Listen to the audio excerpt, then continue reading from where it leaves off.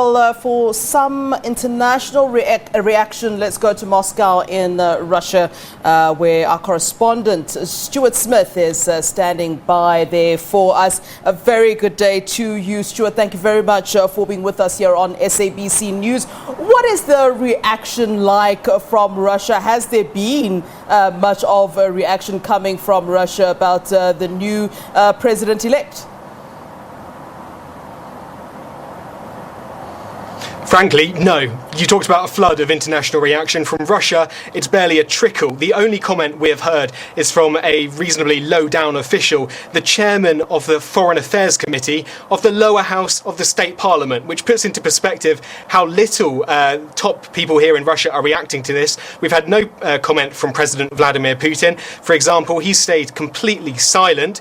In terms of what people are saying, indeed, Leonid Slutsky, who is this official from the Foreign Affairs Committee in the lower house, he's talked about not being too excited. There was never much excitement here in Russia. There was always this belief that whoever won, it wouldn't do much to change relations between Russia and the United States. And indeed, he said again on Sunday that this is perhaps a positive thing for Russia, but Joe Biden is a fierce critic of the Kremlin. He, you must remember, was part of the cabinet that put sanctions on Russia when President Obama was still president, and Russians think that could mean more sanctions on its way for Russia. There is a slight bit of good news, he says. He would like to try and restart dialogue with the United States, would like to not go as far as reset relations, he said, but at least try and at least start talking again. And one thing which does, if you are looking for some level of optimism here amongst the Russian leaders,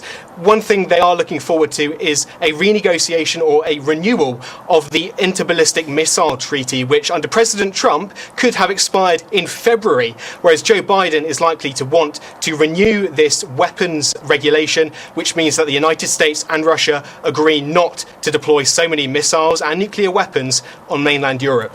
Stuart, I'll come back to the issue of possible sanctions, but for now, I want to talk about the fact that there was this widely held view, or perhaps it was just a perception, that Trump was very much, I'll say in inverted commas, controlled by Russia.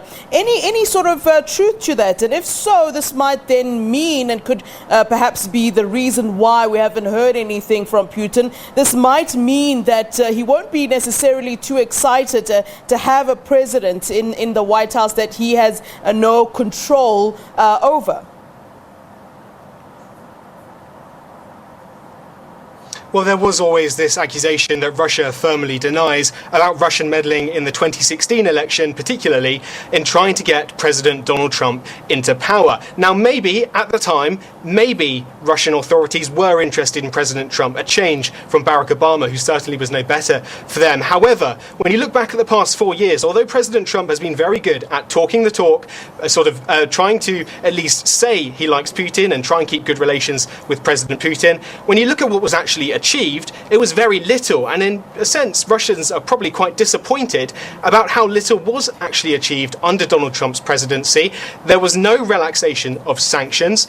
There was no the US didn't see Crimea and recognize it as part of Russia. There was very little change in Russia-US relations, and I think that's part of the apathy here, is that Joe Biden, sure, he's not great in the minds of Russians, but President Trump didn't actually achieve very much either.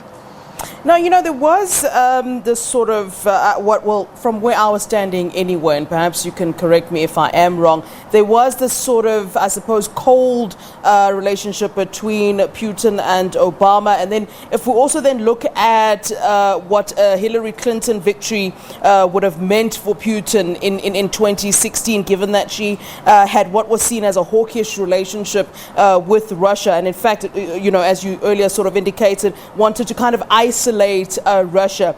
Is this a Democratic Party stance then with Russia? Can we then view it as Russia then having an issue with Democrats at large and perhaps then preferring Republican candidates for some reason? Or is this not a stance from the Democratic Party, but really individuals who were leaders in the Democratic Party, who perhaps might have had not so great relationships with Putin? Is it a relationship thing or a party thing, is what I'm asking. Yeah, well, I think it's not entirely clear, because when you look at the Republican Party traditionally, it has also been quite anti-Russia. I think what was different about Trump was it was Trump and Russia, not the Republican Party and Russia. And I think that distinction was key for the relationship. Now, in effect, it's back to the status quo. It's back to mainstream politics with Russia, and US mainstream politics with Russia tends to be pretty Russia skeptic. And indeed, Barack Obama, Hillary Clinton, Joe Biden, that is, in a sense, more of the same. Whether that is unusual, I don't think so. I think this is a normalization of relations. Just unfortunately for Russia, the normalization of relations tends to be rather stricter on Russia than we saw under President Donald Trump. Stuart, at some point, soon-to-be former President Trump will have to concede and, in fact, agree to the fact that, you know, he's lost the election. Are we then expecting to hear some kind of word from what's been seen as a supporter, I suppose, of his in the name of Putin?